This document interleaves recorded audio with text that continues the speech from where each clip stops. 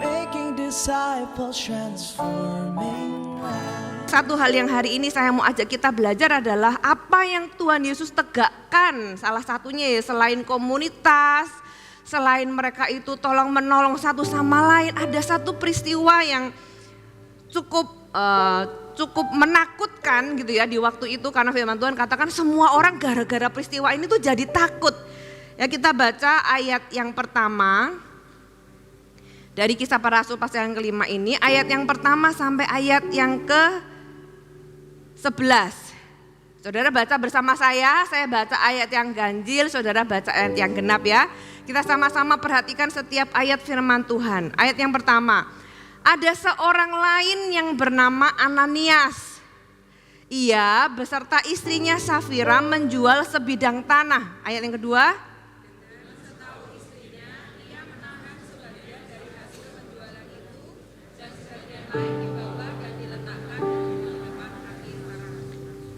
tetapi Petrus berkata, Ananias, mengapa hatimu dikuasai iblis sehingga engkau mendustai Roh Kudus dan menahan sebagian dari hasil penjualan tanah itu?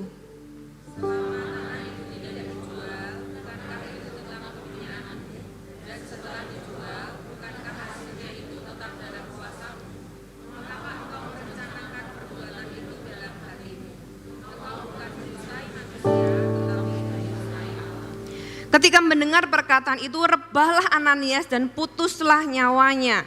Maka sangatlah ketakutan semua orang yang mendengar hal itu.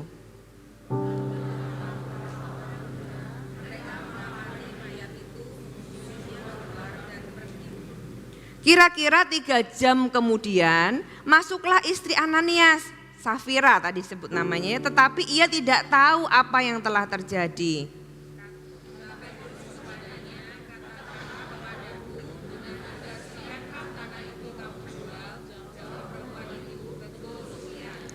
Kata Petrus, mengapa kamu berdua bersepakat untuk mencobai roh Tuhan?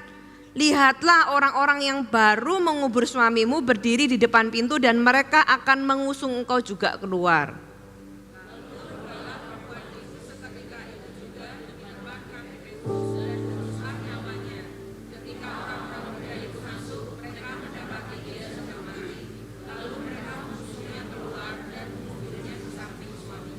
Maka sangat ketakutanlah semua jemaat dan semua orang yang mendengar hal itu. Dan ayat ini disebut 2 kali kalimat bahwa wah kejadiannya cukup mengerikan gitu ya. Karena berdusta langsung mati di tempat. Saudara, kalau kita berdusta langsung disambar petir kayaknya satu ruangan mati semua ya. Karena kita semua pasti mungkin ya di dalam kehidupan kita ini pernah lah ya. Pernah gak sih waktu kita masih kecil gitu ya, atau sepanjang kehidupan kita tuh pasti pernah yang namanya berbohong. Tapi mengapa di sini sampai mereka berdua itu mati di tempat? Dan itu menjadikan sebuah pelajaran buat semua orang, seolah-olah Tuhan tuh kasih tahu jangan pernah lagi lakukan hal seperti ini karena Tuhan serius dengan yang satu ini. Nah saudara, itu pada waktu pencurahan Roh Kudus, orang-orang bertobat dan sebagainya, Tuhan menegakkan kekudusannya, Tuhan menegakkan takut akan Tuhan, dan dalam area ini adalah di area keuangan.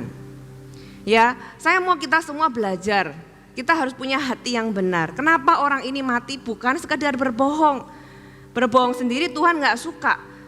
Tapi orang ini bukan sekedar berbohong, ngaku jual 10, ngakunya gimana ya, dia jualnya 10 tapi ngakunya 5 gitu. Jadi contohnya dia jual sebidang tanah, tanahnya ini misalnya contohnya harganya 1 miliar gitu ya.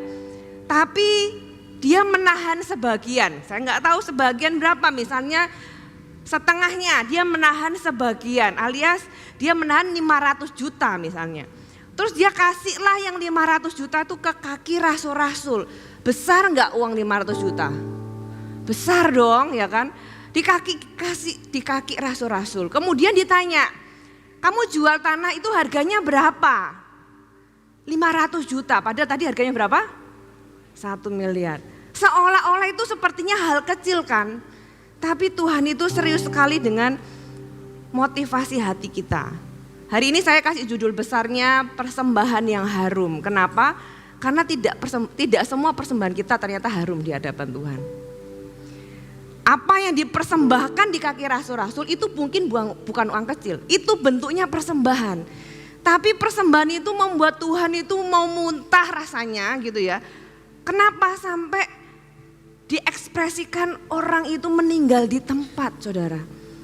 Berarti kita harus tahu bahwa tidak semua persembahan kita itu ternyata harum di hadapan Tuhan. Nah, kalau kita itu mau memberikan hidup kita dan semua yang kita miliki itu di hadapan Tuhan, saya berdoa supaya kita tahu bagaimana memberikan sebuah persembahan itu yang berkenan di mata Tuhan dan harum di mata Tuhan. Amin. Contoh Ananias dan Safira ini, mereka mungkin orang CG, ya kan? Mereka orang gereja mula-mula dan mereka bukan satu-satunya orang yang memberi, karena di ayat yang pertama ditulis ada seorang yang lain. Kalau saudara baca di Kisah Para Rasul sebelumnya, itu kan pasal 5 ya. Yang pasal 4 ada yang namanya Yusuf dan orang-orang yang lain. Kita buka sama-sama Kisah Para Rasul pasal yang keempat ayat yang bagian terakhir. Saya bacakan ayat 34 sampai 37, saya bacakan ya. Sebab tidak ada seorang pun yang berkekurangan di antara mereka, karena semua orang yang mempunyai tanah atau rumah menjual kepunyaan itu, dan hasil penjualan itu mereka bawa dan mereka letakkan di depan kaki rasul-rasul. Jadi Ananias bukanlah satu-satunya orang yang memberi pada zaman itu. Karena perikop ini dikasih judul cara hidup jemaat. Kisah Para Rasul pasal yang keempat mulai ayat yang ke-32 itu dikasih judul cara hidup jemaat. Jadi cara hidup jemaat mula-mula itu mereka sangat generous, mereka sangat murah hati. Mereka apa yang mereka punya itu mereka benar-benar cinta untuk membangun rumah Tuhan. Mereka memberikan ke kaki rasul-rasul untuk apa? Oleh rasul-rasul itu didistribusikan kepada orang-orang yang tidak mampu dan juga untuk membangun bait suci, membangun rumah Allah. Kemudian di ayat berikutnya, semua orang yang mempunyai tanah atau rumah menjual kepunyaan itu, dan hasil penjual itu mereka bawa dan letakkan di bawah kaki rasul-rasul, lalu dibagi-bagikan kepada setiap orang sesuai keperluannya. Demikian pula dengan Yusuf. Jadi ada orang lain yang namanya Yusuf, tapi juga perhatikan tadi mereka berarti banyak. Yang oleh rasul-rasul disebut Barnabas, artinya anak penghiburan, seorang Lewi dari Siprus. Ia menjual ladang miliknya lalu membawa uang itu dan meletakkannya di depan kaki rasul-rasul. Jadi ada orang yang direcognize atau ada orang yang dikenali. Kalau tadi kalimat di atas banyak orang itu memberi tapi enggak disebut namanya. Ya kan, cuma disebut mereka. Tapi ada satu orang yang disebut namanya, yaitu Yusuf. Berarti orang ini dikenali bahwa orang ini tuh memberi untuk rumah Tuhan, dan Ananias melihat bahwa wah, orang ini cukup dikenali ya karena dia memberi sesuatu untuk rumah Tuhan. Akhirnya Ananias ikut-ikutan ceritanya. Oke, aku juga mau supaya namaku juga tanda kutip ditulis gitu ya mungkin. Atau namaku ini juga dikenal sebagai orang yang memberi dan memberikan di bawah kaki rasul-rasul. Saudara, kita semua bisa memberi untuk rumah Tuhan. Tapi pertanyaannya, motivasi apa ketika kita memberi? Ayat yang kedua dari Kisah Para Rasul pasal yang kelima tadi. Yang pertama ada orang lain, berarti kan enggak cuma Ananias, banyak orang. Yang berikutnya kita belajar, dengan setahu istrinya ia menahan sebagian dari hasil penjualan itu. Dan sebagian yang lain dikasih ke kaki rasul-rasul. Saudara, suami istri, saya mau Anda juga belajar. Di tempat ini siapa yang suami istri? Boleh angkat tangan, hampir semuanya ya, family. Saudara, di sini ditulis mereka atas sepengetahuan istrinya. Memang harus demikian sih. Suami istri itu harus saling tahu ya masalah keuangan. Salah satu konflik terbesar atau salah satu potensi konflik dari rumah tangga adalah uang. Bagi suami istri, ketika kita BPN atau bimbingan pranikah atau sekarang disebut premarital counseling, kita mengajari bahwa kalau kalian atau kalau orang muda itu sama-sama masuk ke pernikahan, kita ajari mereka bahwa kalian itu nggak cuma nanti akan menjadi satu daging gitu ya, tapi juga satu keuangan. Suami istri harus saling tahu. Nah, di dalam saling tahu itu seharusnya yang terjadi adalah saling jaga. Tapi sayangnya Ananias dan Safira ini saling tahu sudah benar, tapi mereka itu sepakat melakukan hal yang salah. Ya, mereka sepakat menahan hasil, kemudian yang lain memang diberikan kepada kaki rasul-rasul. Pastor Philip pernah mengajarkan kenapa disebut kaki rasul-rasul. Kalau ngasih itu kan di tangan toh, masa ada Bapak Ibu sekarang seorang ngasih uang di kaki gitu ya. Kenapa disebut di kaki? Karena rasul-rasul itu nggak megang uang. Sama seperti hari ini, di gereja di tempat Anda berjemaat, kami para gembala itu nggak megang uang, saudara. Saudara harus tahu, gereja di mana Anda tertanam dan bertumbuh, gereja seperti apa Anda berjemaat, Anda harus tahu. Kenapa? Karena kalau Anda nggak tahu, mungkin Anda bisa bertanya-tanya gereja ini itu kira-kira keuangannya gimana ya, gitu ya. Apakah disalahgunakan nggak ya? Supaya Anda, for your information, kami para gembala nggak megang uang. Ada orang yang bahkan kita itu nggak punya otoritas mengeluarkan uang, saudara harus tahu. Kita harus propose dulu, ada ACC dulu gitu ya. Kalau nggak ACC nggak akan keluar uangnya. Jadi kita nggak punya otoritas. Benar-benar setiap uang yang saudara persembahkan bagi Tuhan di gereja ini, kami belajar dari gereja mula-mula bahwa semua itu dikasih ke kaki Tuhan. Ya, ada orang-orang yang memang secara sistem mengelola dengan sangat baik. Mereka meletaknya ke kaki rasul-rasul. Nah, saudara bayangkan kalau Anda menerima sebuah persembahan yang luar biasa, harusnya Petrus kan ngomongnya apa? Terima kasih Ananias. Ayat yang ketiga, tetapi Petrus berkata, Ananias, mengapa hatimu dikuasai iblis sehingga engkau mendustai Roh Kudus dan menahan sebagian dari hasil penjualan tanah itu? Bukannya berterima kasih, Petrus malah marah atau menegur lebih tepatnya. Petrus menegur Ananias, Ananias, mengapa hatimu dikuasai iblis? Apa sih yang dimaksud dikuasai iblis? Dikuasai iblis berarti orang itu tidak fokusnya kepada Tuhan, bahkan di dalam pemberian pun. Seseorang itu bisa salah dalam memberi. Kenapa? Karena hatinya itu enggak benar. Karena motivasinya enggak lurus. Saudara, ada dua motivasi yang salah ketika kita memberi. Ya, kita buka sama-sama di 2 Korintus pasal yang ke-9. Saya bacakan bagi Anda 2 Korintus pasal yang ke-9 ayat yang ke-7. Hendaklah masing-masing memberikan menurut apa saudara? Kerelaan hatinya, jangan dengan sedih hati atau karena paksaan. Sebab Allah mengasihi orang yang memberi dengan sukacita.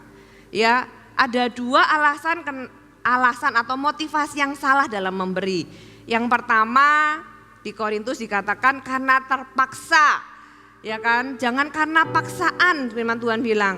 Jangan sampai kamu itu enggak rela. Kalau enggak rela jangan memberi. Oleh sebab itu di gereja Muar Saron kita tidak pernah mengabsen atau dari CGA gitu ya. Siapa aja namanya, sudah perpuluhan belum atau sudah persembahan belum, atau kita enggak pernah, karena itu ngomong tentang hubungan kita dengan Tuhan. Itu enggak tentang gereja pertama-tama, tapi itu tentang Tuhan. Jadi jangan sampai gara-gara di absen gitu kan. Aduh enggak enak nih, enggak enak kalau enggak ngasih. Karena apa? Karena di absen. Saudara, Tuhan enggak mengasihi orang yang memberi dengan cara yang salah. Kenapa? Karena itu enggak harum di mata Tuhan. Kalau kita mau memberikan persembahan yang harum, berikanlah karena kita cinta sama Tuhan. Karena aku tuh rela, karena aku memberikannya dengan sukacita. Jangan dengan sedih hati atau karena paksaan. Karena Allah, kalau saya boleh tambahkan ya, hanya gitu ya, mengasihi orang yang memberi dengan sukacita. Kalau karena terpaksa Anda sukacita enggak? Enggak, terpaksa gitu ya. Enggak usah Tuhan, kita aja loh manusia, kita nih manusia ya. Kalau ada orang yang memberi Anda itu karena terpaksa, Anda sukacita enggak menerimanya? Enggak, apalagi Tuhan. Saudara, alasan yang pertama yang salah, orang bisa memberi karena takut dikutuk. Waduh, kalau aku enggak memberi nanti Tuhan enggak memberkati, gimana dong? Saudara, jangan lihat Tuhan itu sebagai pungli, ya, atau petugas keamanan, ya.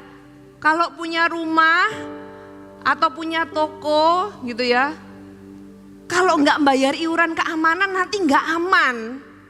Tuhan itu bukan Tuhan yang, bukanlah pribadi yang kita harus bayar iuran keamanan.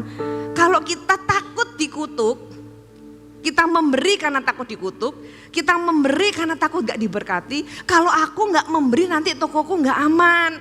Nanti kalau aku gak memberi nanti tokoku gak diberkati. Berarti kita menganggap Tuhan itu kayak orang yang minta setoran setiap bulan. Tuhan Anda dan Tuhan saya gak seperti itu. Hari ini yang saya mau sampaikan bukanlah tentang uang sebenarnya, tapi tentang pribadi Tuhan seperti apa yang selama ini ada di pikiran kita yang salah, yang harus diluruskan. Dan juga motivasi kita bisa salah kalau kita gak mengerti, saudara, Bapak, Ibu. Oleh sebab itu, satu hal yang kita gak boleh lakukan adalah kita memberi dengan motivasi yang salah. Berilah dengan motivasi yang benar dan lakukanlah dengan sukacita. Ya, kalau ada motivasi yang salah gimana dong? Saudara, cross check diri Anda lagi. Kenapa aku ini takut? Berarti mindset Anda tentang Tuhan yang perlu diluruskan. Mindset kita tentang siapa Allah yang kita sembah itu yang harus dibenarkan. Supaya ketika kita memberi, kita nggak melihat Tuhan sebagai pemungut pungli atau orang yang minta setoran keamanan setiap bulan. Kalau kita memberikan perpuluhan contohnya gitu ya, memang Tuhan bilang kamu kasih perpuluhan gitu ya, maka kamu akan mendapatkan berkat. Tapi itu bukanlah iming-iming, saudara. Apa yang Tuhan rindukan itu adalah memberkati kita dan punya hubungan dengan kita. Bukanlah uang kita. Tuhan tidak pernah butuh uang kita, ya. Tapi Tuhan itu memakai kita untuk membangun rumah Tuhan, dan dengan kita memberi, maka hati kita itu terpaut kepada Tuhan. Jadi yang dicari itu hati kita, saudara. Yang dicari itu bukan uang kita tapi hati kita. Masalahnya ekspresi dari kasih adalah salah satunya adalah memberi. Saudara, yang pertama alasannya atau motivasi yang salah adalah karena terpaksa. Aduh, nanti gak enak. Karena takut dikutuk, takut gak diberkati gitu ya. Karena takut dan apapun itu takutnya. Alasan yang kedua, motivasi yang salah kedua adalah cari pujian. Cari pujian sama seperti Ananias dan Safira. Sebenarnya secara logika kan sederhana. Kalau memang dia mau memberi, ini kan angka ilustrasi ya, saudara. Saya nggak tahu angka sebenarnya bisa lebih kecil, bisa lebih besar. Ya, pada waktu itu, contoh tadilah angka 500 juta. Dia memberi, harusnya dia tinggal bilang aja ya. Oh iya, aku jualnya 1M, tapi aku mau memberi 500 juta. Nggak ada yang salah kok dengan itu gitu ya. Perhatikan ayat yang kita balik tadi, Kisah Para Rasul pasal yang kelima. Ayat yang keempat. Selama tanah itu tidak dijual, bukankah itu tetap kepunyaanmu? Dan setelah dijual, bukankah hasilnya itu tetap dalam kuasamu? Ayat ini menurut saya indah. Kenapa? Karena ini itu menunjukkan bahwa Tuhan itu nggak butuh uang kita. Kalau kamu mau jual ya terserah, kalau kamu nggak jual ya terserah kamu. Siapa yang minta gitu kan? Ayat ini tuh sebenarnya ngasih tahu bahwa kalau kamu nggak jual juga nggak apa-apa kok. Nggak ada yang minta, nggak ada yang nyuruh. Terus sekarang kamu tiba-tiba jual, terus kamu mau cari apa lewat penjualan tanah itu? Yang dicari apa, saudara? Yang dicari pujian, yang dicari nama, yang dicari ketenaran bahwa aku ini ngasih loh. Dan saya percaya ini dia ditulis pasti angkanya besar. Kalau angkanya nggak besar, kemungkinan besar itu nggak sampai segitunya. Saudara, kemudian ditulis gini, mengapa engkau merencanakan perbuatan itu dalam hatimu? Engkau bukan mendustai manusia tetapi mendustai Allah. Dia pikir yang dia dustai itu cuma manusia. Saudara harus tahu bahwa apapun yang Anda lakukan dan tidak lakukan di rumah Tuhan, itu bukan tentang atau bukan Anda lakukan kepada manusia, tapi Anda lakukan kepada Tuhan. Makanya Tuhan lewat Petrus berkata, engkau bukan mendustai manusia. Persembahan yang Anda lakukan, yang Anda berikan, itu Anda gak berikan kepada manusia. Anda harus tahu, Anda itu berikan kepada Tuhan. Makanya hati kita harus benar ketika kita memberi. Karena kita tuh urusannya bukan sama gembala gitu ya, bukan sama manusia, tapi urusannya itu sama Tuhan. Apapun yang kita lakukan dan tidak lakukan di rumah Tuhan, urusannya bukan sama orang, urusannya tuh sama Tuhan. Saudara harus tahu, seserius itulah gereja Tuhan, seserius itulah rumah Tuhan. Jadi kalau saudara baca di ayat-ayat yang lainnya ya di firman Tuhan, ada banyak cerita di firman Tuhan. Kitab di Nabi Hagai, saya jelaskan sedikit di Nabi Hagai, saya percaya sebagian dari Anda tahu ceritanya. Sekian lama orang Israel dibuang di Babel, 70 tahun karena mereka meninggalkan Tuhan setelah Salomo gitu ya. Karena Salomo meninggalkan Tuhan, anak-anaknya tambah bejat, orang Israel akhirnya meninggalkan Tuhan, dan Tuhan itu mendisiplin mereka dengan membuang mereka di tanah Babel. Selama 70 tahun mereka dibuang ke Babel, kemudian mereka atas kehendak Tuhan kembali lagi ke Israel, tapi Israel sudah berupa reruntuhan, sudah gak megah lagi kayak dulu. Bahkan rumah Tuhan yang dibangun Salomo yang sedemikian megah itu sudah jadi reruntuhan. Sudah gak ada bekasnya, sudah gak bagus lagi. Tapi kemudian mereka berusaha membangun, ya mereka berusaha membangun. Nah, tetapi selama pembangunan itu banyak oposisi, banyak yang menghalangi mereka. Akhirnya di tahun keempat, kalau gak salah mereka itu berhenti membangun rumah Tuhan. Setelah mereka berhenti membangun rumah Tuhan, mereka membangun rumahnya sendiri. Mereka membangun rumahnya sendiri selama sekian belas tahun. Terus Tuhan itu lewat Nabi Hagai mengingatkan kembali, hei rumahku gimana ini rumah Tuhan? Kenapa kamu sibuk dengan urusanmu dan rumah Tuhan tuh kamu terbengkalaikan. Saudara, kemudian karena seruan Nabi Hagai, akhirnya mereka kembali membangun rumah Tuhan. Saudara, selama 14 tahun mereka meninggalkan atau melalaikan pembangunan rumah Tuhan. Firman Tuhan di Nabi Hagai itu menjelaskan apa yang mereka alami. Mereka itu bekerja untuk pundi-pundi yang berlobang. Rasanya kerja tapi bolong. Rasanya kerja tapi kayak upahnya itu selalu habis gitu ya. Selalu hilang. Mereka makan tapi gak kenyang dikatakan, kemudian minum tapi gak sampai puas. Pokoknya di hidup ini tuh kayak ada yang salah, tapi mereka berpikir ya mungkin hidup ini seperti ini. Dan mereka gak berpikir bahwa itu ada hubungannya dengan rumah Tuhan. Saudara, ketika mereka kembali membangun rumah Tuhan, saya bacakan ayatnya di Hagai pasal yang kedua. Hagai pasal yang kedua ayat yang ke-18. Perhatikanlah mulai dari hari ini dan selanjutnya, mulai dari hari yang kedua, hari yang ke-24 bulan ke-9, mulai dari hari diletakkannya dasar bait Tuhan, perhatikanlah. Apakah benih masih tinggal tersimpan di dalam lumbung? Apakah pohon anggur dan pohon ara, pohon delima dan pohon zaitun belum berbuah? Mulai dari hari ini aku akan memberi berkat. Berarti ini bukan tentang berkatnya, tapi yang saya mau ajarkan adalah tentang kalau hati kita itu benar sama rumah Tuhan, maka itu ada sebuah pintu yang dibuka. Tapi kalau hati kita itu nggak benar sama rumah Tuhan, ada sebuah pintu itu yang ditutup. Sesimpel itu sebenarnya. Jadi apa yang kita lakukan dan tidak lakukan dengan rumah Tuhan itu personally atau berhubungan langsung dengan Tuhan dan berhubungan langsung dengan kehidupan kita.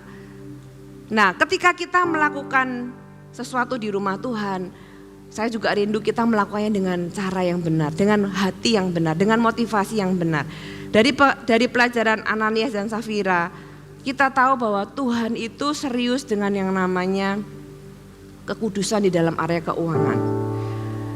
Dia adalah Allah yang kudus dan dia tidak mau ada orang di rumah Tuhan yang mengambil keuntungan dari lewat uang, lewat keuangannya. Keuntungan itu bukan berarti hanya sekedar dapat cuan, bukan. Keuntungan di rumah Tuhan apa sih? Memberi nanti supaya dapat pujian, memberi supaya bisa punya apalagi, supaya dapat perlakuan khusus. Saudara, di GMS ada orang-orang, saya hari ini dengan Pastor Fuji mengembalakan di GMS Jakarta Barat. Ada orang-orang yang memberi, kita mengajarkan nilai yang sama. Jangan expect perlakuan khusus di gereja Masaron berapapun bentuk pemberian kita. Karena kita, Anda dan saya itu sama kok di mata Tuhan. Walaupun ya secara struktur mungkin ada gembala, saya juga mengembalakan. Tapi di hadapan Tuhan kita itu sama. Sama-sama apa? Sama-sama pemberi. Uang saudara atau uang jemaat itu gak masuk di kantong pendeta. Tapi ada yang mengelola di kaki rasul-rasul, ada bagian tertentu yang mengelola secara profesional.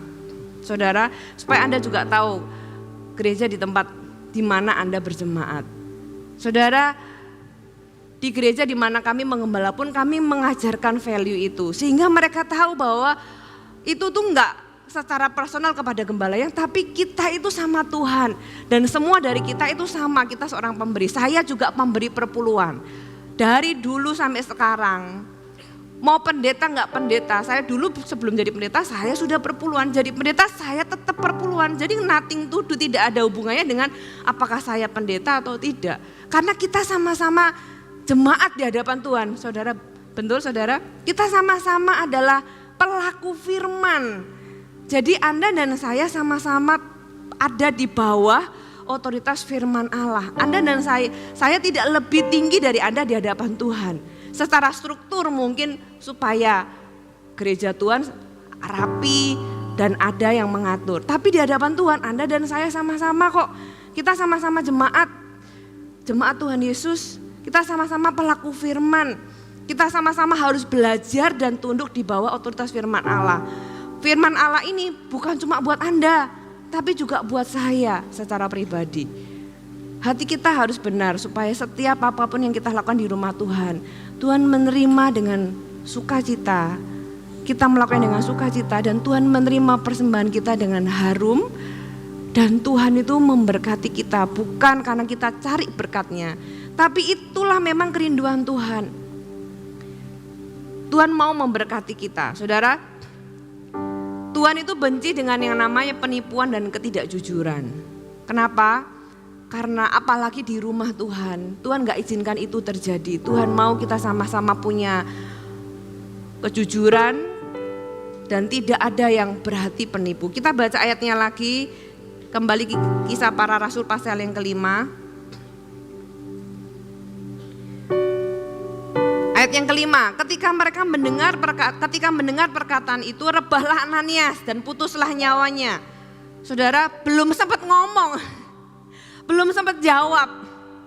Tuhan gak butuh jawaban, orang itu jelas-jelas hati kita itu terbuka kok di mata Tuhan. Ya, kita mau bahasa Jawa itu ngeles apa lagi gitu ya. Kita tuh mau jawab berdalih apa lagi. Langsung putus nyawanya. Maka sangatlah ketakutan semua orang yang mendengar itu. Itu seperti pesan dari Tuhan. Ya, saya berdoa supaya kita itu cuma baca dari firman Tuhan aja. Ya, jangan sampai kejadian beneran. Bener nggak saudara? Kalau sampai kejadian beneran tuh ngeri banget loh. Kita baca aja sudah ngeri gitu ya. Saya bisa membayangkan kalau saya ada di situ gitu ya. Apa nggak gemetar? Lihat orang langsung mati di tempat setelah ditegur Tuhan karena dia melakukan sesuatu yang salah di dalam mempersembahkan sesuatu. Semua orang langsung tahu bahwa ini rumah Tuhan, walaupun di situ isinya manusia, tapi namanya rumah Tuhan, tetap ada Tuhan di sana. Ya, maka sangatlah ketakutan semua orang yang mendengar itu. Lalu mereka mengambil mayat Ananias, kemudian menguburnya. Kira-kira 3 jam kemudian, ya 3 jam itu lama loh saudara. 3 jam itu mungkin ada orang yang sudah pasti ya, kalau zaman sekarang itu 3 jam itu sudah viral gitu pasti. Sudah masuk Instagram gitu ya, sudah masuk ke sana di forward pasti udah kayak gitu ya kalau zaman sekarang. 3 jam itu lama. Kemudian istrinya tapi nggak tahu ya. Kemudian Safira datang, 3 jam kemudian masuklah istri Ananias, tetapi ia tidak tahu apa yang telah terjadi. Petrus tanya sama dia. Kata Petrus kepadanya, katakanlah kepadaku dengan harga sekiankah tanah itu dijual? Jawab perempuan itu, betul sekian. Tuhan itu selalu memberikan kita kesempatan sebenarnya. Tuhan itu selalu memberikan kita kesempatan untuk berkata benar, melakukan hal yang benar, hidup benar, tapi kembali ke keputusan kita. Kalau Tuhan tanya sama kita, pastikan kita menjawab dengan benar. Saudara, tapi masalah mereka ini sudah sepakat, sudah berencana. Jadi bukan, kalau pembunuhan itu bukan pembunuhan yang gak sengaja, tapi pembunuhan yang berencana. Nah kalau ini bukan pembunuhan, ini bukan gak sengaja jual, tanahku kejual gak sengaja, gak ada saudara ya. Mereka itu benar-benar merencanakan dan bahkan menahannya itu juga kebohongan yang berencana. Dan parahnya adalah yang mereka pikir yang aku bohong ini cuma orang. Orang kan gak tahu. Manusia kan, lah ya mana ada yang tahu gitu ya. Di dalam penjualan pun kita bisa aja loh. Kapan hari ya, saya mau cerita sedikit. Kapan hari saya jual rumah. Saya berdoa sama Tuhan gitu ya. Saya sendiri juga punya perjalanan. Kemudian ketika orang jual rumahnya itu dia bilang gini, mau nggak harganya itu kita bedakan antara yang dipajak sama yang di bawah tangan. Saya mikir gitu ya, ya itu nanti bisa diatur terserah gini. Terus saya pikir udahlah gini aja ya, daripada saya ini salah, udah kamu tak kasih diskon tapi kita angkanya sama. Saya ngitung berapa sih, mau cari untung berapa sih dari pajak. Saya pikir udahlah gini aja, aku aja yang rugi gak apa-apa, tapi angkanya harus sama. Supaya gak ada yang di bawah tangan, gak ada yang di atas meja gitu ya. Ya udah kami melakukannya. Baik dalam hal transaksi sekalipun, saya juga sama seperti Anda juga bisa melakukan transaksi. Saya juga dicobai, tanda kutip ya, dicobai. Lah kan gak salah, itu kan abu-abu gitu kan. Itu kan sesuatu yang bisa diatur. Saya pikir Tuhan saya ini hamba Tuhan gitu ya. Orang lain menganggap itu ada yang merasa baik-baik saja, ada yang waduh saya daripada buka celah. Saya bilang sama Tuhan lebih baik aku rugi daripada aku salah di mata Tuhan. Ya akhirnya singkat cerita seperti yang saya bilang tadi, ya udah yang di atas meja dan yang di bawah meja semuanya sama, gak ada yang beda. Dalam hal sekecil apapun saudara belajarlah untuk menjadi orang yang benar. Dan sampai hari ini seperti yang saya bilang tadi, Anda dan saya adalah sama. Saya di sini memang membagikan firman Tuhan. Kenapa? Karena firman Tuhan itu buat Anda dan saya. Saya bersyukur untuk setiap kesempatan. Waktu itu ya di Kisah Para Rasul itu, wah orang-orang banyak memberi. Dan mereka melakukannya. Saudara, di dalam gereja pun kita punya kesempatan demi kesempatan untuk memberi. Saya juga di gereja ini, apalagi kalau setiap tahun ada Breakfast with God gitu ya. Untuk tahun depan, Breakfast with God, tahun ini saya sudah mempersiapkan. Karena saya berdoa, saya merasa atau saya melihat setiap kesempatan untuk memberi itu sebuah kesempatan yang mulia dan sangat indah. Dan saya mau melakukannya dengan benar, bahkan sebelum Januari, hari-hari ini atau di tahun sebelumnya saya sudah tanda kutip itu nabung buat tahun depan. Jadi nabung bukan cuma buat sekolah anak-anak gitu ya. Bahkan untuk memberi bagi Tuhan pun saya itu mempersiapkan dari bulan ke bulan. Kenapa? Karena saya belajar, Tuhan, aku mau kalaupun saya itu dikasih kesempatan, saya mau memberikannya dengan benar supaya persembahanku ini harum. Kenapa? Saya enggak cari apa-apa di rumah Tuhan, saya enggak cari berkat Tuhan karena gak usah dicari, Tuhan itu sudah mau kok memberkati kita. Saya gak perlu menyuap Tuhan dengan pemberian saya karena saya percaya firman Tuhan bilang gini loh di Mazmur, langit dan bumi dan segala isinya adalah kepunyaanku. Jadi kalau saya berpikir bahwa dengan saya memberi itu berarti saya membeli Tuhan. Saudara, Tuhan kita tuh gak bisa dibeli. Gak ada persembahan sebesar apapun yang bisa membeli Tuhan. Hidup kita ini loh, hidup kita kasih semuanya buat Tuhan. Semua yang kita punya itu gak bisa bayar kok pengorbanan Tuhan buat kita. Jadi betapa sempit dan piciknya manusia kalau kita berpikir bahwa kita tuh bisa membeli berkat Tuhan atau menyuap Tuhan dengan seberapa kilo emas yang kita punya. No, Tuhan itu punya langit dan bumi. Saya tuh ketika merenungkan firman Tuhan ya, sampai hari ini kalau ada orang yang berdebat dengan pemberian, perpuluhan, persembahan khusus, saya tuh cuma bahasa Jawanya tuh ngelus dada. Saya mikir gini, Tuhan itu yang punya langit dan bumi dan segala isinya. Ya kalau kita itu bisa bekerja, kita bisa menghasilkan sesuatu, kita itu bisa mendapatkan sesuatu, tahu enggak? Semuanya itu dari Tuhan. Saya tanya sama Anda yang pengusaha, kalau Anda itu punya segala-galanya, gitu ya. Kemudian Anda itu mau kasih seseorang yang ngasih modal itu Anda, gitu ya, ngasih modal, ngasih rumah, fasilitas, semualah dia itu Anda pungut dari jalan lah, ya, homeless. Anda pungut dari jalan, Anda kasih semua dari Anda nih. Terus suruh dia jalankan. Saya tanya sama Anda mau terima cuma 10%? Anda nih yang punya semuanya nih, investor. Anda mau gak cuma terima 10%? Tuhan kita itu yang kasih kita nyawa, yang kasih kita kesehatan, yang kasih kita kekuatan. Kalau satu syaraf di tubuh kita itu dipotong, kita itu gak bisa jalan, saudara. Kita gak bisa kerja, kita gak bisa lihat, kita gak bisa lakukan sesuatu, bayangkan. Tapi manusia itu berkata bahwa semua yang aku punya ini adalah hasil usahaku.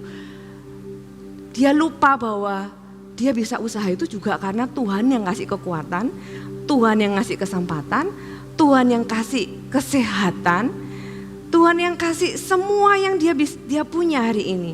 Semua modal dari Tuhan.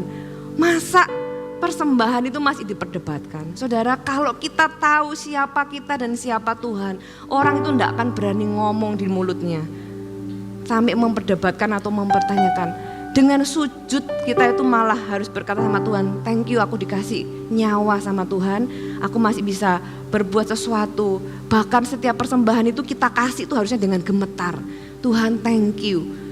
Karena seberapapun persembahan kita, itu buat Tuhan itu, saudara, kalau Anda adalah orang yang kaya raya gitu ya, super kaya raya, punya Cirebon itu punya Anda gitu ya, satu orang. Terus ada orang yang ngasih Anda persembahan atau membantu Anda dengan misalnya Anda lupa bawa uang, terus ada orang yang kasih Anda uang parkir. Kira-kira itu sesuatu yang besar atau enggak buat saudara? Itu sesuatu yang kecil. Tapi karena Anda itu merasa, wah dia itu baik banget ya sama saya, walaupun itu mungkin cuma uang 2 atau 4 ribu. Saudara akan menghargai, Tuhan itu kayak gitu loh sama kita. Uang kita itu buat Tuhan, sebesar apapun jumlahnya, gak sebanding dengan langit dan bumi dan semua ciptaan yang Tuhan punya. Jadi jangan sampai ada satupun orang yang merasa bermegah dengan apa yang dia bisa berikan sama Tuhan. Sebaliknya punyalah hati itu yang takut akan Tuhan dan sungguh-sungguh punya motivasi yang benar. Ketika aku memberi dengan tahu siapa aku ini dicintai Tuhan dan pemberianku ini cuma satu kok motivasinya. Karena aku ini mau mengekspresikan kasihku, aku mau taat apa kata firman Tuhan. Ya, ketika kita memberi, berilah dengan hati yang benar. Karena sebagai bentuk ketaatan, entah itu perpuluhan, entah itu yang lain gitu ya. Karena aku mau taat firman Tuhan, itu aja. Masalah berkat Tuhan itu pasti memberkati orang yang taat. Itu rumus kayak 1 tambah 1 sama dengan 2.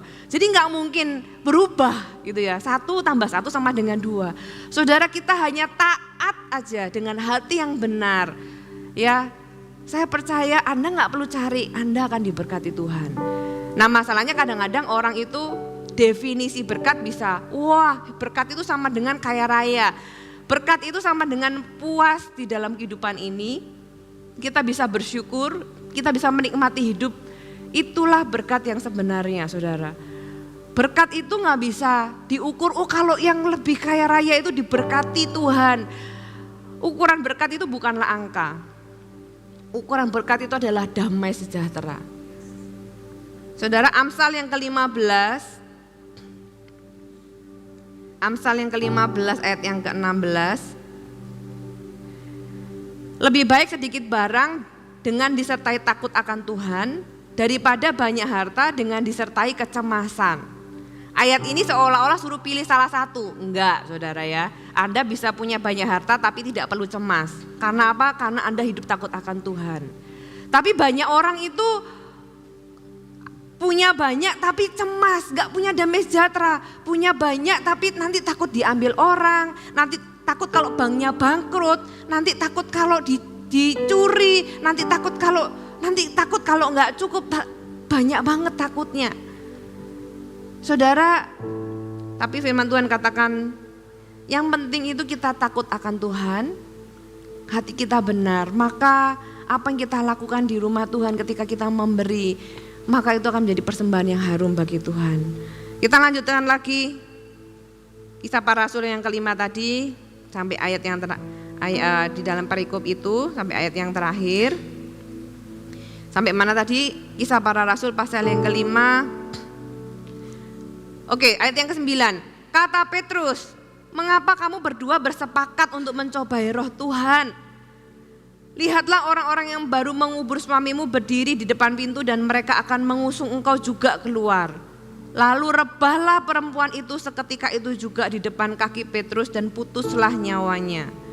Ketika orang-orang muda itu masuk, mereka mendapati dia sudah mati, lalu mereka mengusungnya keluar dan menguburnya di depan suaminya. Maka sangat ketakutanlah semua jemaat dan semua orang yang mendengar hal itu." Saudara, ini itu Tuhan benar-benar menunjukkan bahwa apa yang orang lakukan di rumah Tuhan itu direct atau langsung berhubungan dengan Tuhan. Dan Tuhan itu serius dengan yang satu ini. Tuhan serius menyembuhkan orang lain gitu ya. Di zaman Kisah Para Rasul, gereja mula-mula, di situ ada kesembuhan, ada mujizat, ada orang-orang mengalami yang lumpuh berjalan, yang buta melihat. Tuhan serius melakukan penyembuhan, kesembuhan ilahi ada di mana-mana. Tapi jangan berpikir bahwa di area uang itu Tuhan itu bukan urusan Tuhan. Malah Tuhan lewat peristiwa ini Tuhan ngomong dalam hal ini juga. Ini adalah hal yang serius di mata Tuhan. Saudara, gambaran Allah seperti apa yang Anda miliki selama ini? Allah kita adalah Allah yang sangat mau memberkati kita. Allah kita bukanlah Allah yang mengambil sesuatu dari hidup kita. Makanya firman Tuhan katakan di 2 Korintus tadi, kalaupun kita itu dikasih kesempatan untuk memberi, punya kesempatan untuk memberi, atau kita itu didorong Tuhan untuk memberi, Tuhan bilang lakukanlah dengan kerelaan hati, jangan karena paksaan. Tapi kita lakukan dengan sukacita karena Tuhan mengasihi orang yang memberi dengan sukacita. Nah, bagaimana kita itu bersukacita kalau kita itu punya motivasi yang salah? Saudara, firman Tuhan katakan kita harus takut akan Tuhan. Baru kita tuh gak cemas, baru kita itu gak takut ketahuan, ya kan? Nah kalau Ananias dan Safira ini kan ternyata ketahuan, saudara. Kita gak perlu cemas, kenapa? Karena hati kita benar. Kita kenal siapa Tuhan kita. Kalaupun kita melakukannya di dalam ketaatan, kita melakukannya, Tuhan, aku memberi karena aku ini cinta rumah Tuhan. Aku ini memberi karena aku ini cinta sama Tuhan. Lakukan karena Tuhan itu baik bagi Anda, Tuhan itu penting bagi Anda. Dan apapun tentang Tuhan, Anda mau mempersembahkan yang terbaik. Tidak ada motivasi takut dikutuk, tidak ada motivasi takut nanti gak diberkati. Motivasinya itu jangan karena takut ini takut itu, motivasinya karena aku cinta Tuhan dan takut akan Tuhan.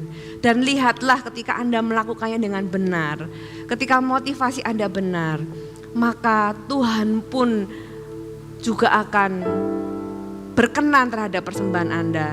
Dan ketika Tuhan berkenan, maka saudara, orang yang berkenan di mata Tuhan, apa yang Anda minta, Tuhan itu, apa yang Anda anggap penting, Tuhan itu juga akan anggap penting.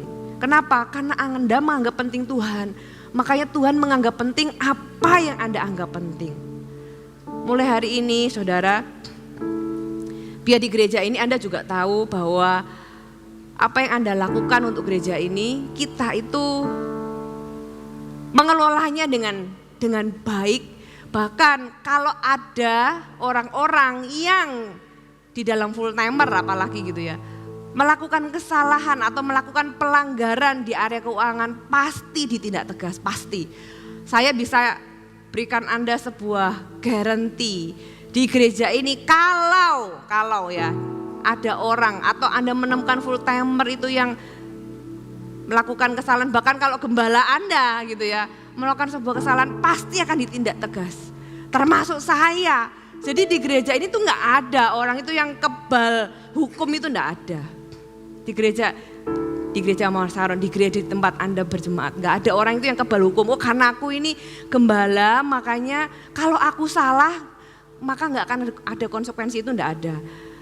Di sini yang ditegakkan adalah firman Tuhan, kita mau hidupi sama-sama. Oleh sebab itu saya tidak takut ngomong sama jemaat tentang hal ini. Kenapa? Karena Anda dan saya sama kok. Kita sama-sama pelaku firman. Apa yang saya sampaikan kepada Anda, saya hidupi juga. Apa yang saya sampaikan kepada jemaat, kami para hamba-hamba Tuhan itu juga menghidupinya. Sehingga perkataan yang keluar itu enggak cuma perkataan firman yang kosong, tapi Anda tahu bahwa itu betul-betul firman Tuhan dan Tuhan mau Anda melakukannya. Ya, nanti setiap pulang persembahan atau ketika Anda melakukan perpuluhan atau apapun, saudara ingat ayat ini. Tuhan, aku mau ketika aku mempersembahkan sesuatu, motivasiku benar. Karena apa? Karena Tuhan lihat hati. Ya, waktu Tuhan memilih Daud pun Tuhan berkata, jangan lihat apa yang dilihat manusia. Kenapa? Karena Tuhan melihat hati. Anda perlu tahu bahwa Tuhan gak lihat jumlah uangnya dulu. Uang itu melihat hati Anda dulu ketika Anda memberi. Masalah angka itu hanyalah menunjukkan hati seseorang juga. Jadi yang Tuhan lihat yang pertama-tama adalah hati kita. Apa yang membuat persembahanmu harum itu bukanlah angkanya, tapi hati kita ketika kita mempersembahkan. Amin.